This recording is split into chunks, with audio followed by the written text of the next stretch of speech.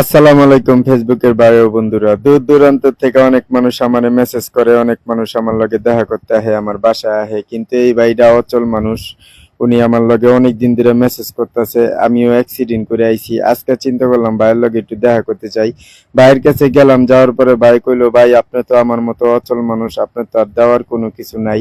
এটা কত সত্য, আমি দিতে চাইলেও অনেক কিছু পারুম না, কিন্তু এই ভাইয়ের আশা যে আমার গাড়িটা উনি চালাইবো। তাই আমি উনারে বহাইয়া আমার গাড়িটা উনারে প্র্যাকটিস করাইতেছি, কিন্তু মাশাল্লাহ উনি ভালোই গাড়িটা কন্ট্রোল করতে পারছে। কিন্তু উনার বইতে একটু অসুবিধা হয়েছে, কারণ উনার কোমর পর্যন্ত অবশ, দুইটা হাত মোটামুটি ঠিক আছে। যাক, প্রায় 2-1.5 ঘন্টার মতো উনারে আমার গাড়িটারে কন্ট্রোল করাইলাম। উনি ভালো মতো কন্ট্রোল করলো। পিছর থেকে আঙ্গো মোল্লা ভাই ভিডিও করতেছে।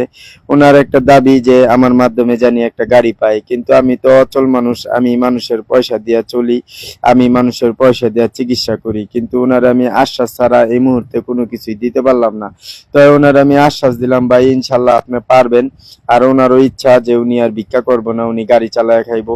মাশাল্লাহ ভালোই গাড়িটা কন্ট্রোল করলো। আপনারা সবাই ওনার লেগে দোয়া করবেন, উনি জানি এমন একটা গাড়ি কিনতে পারে, এমন একটা গাড়ি জানি উনি চালায়া নিজের জীবিকা নির্বাহ করতে পারে।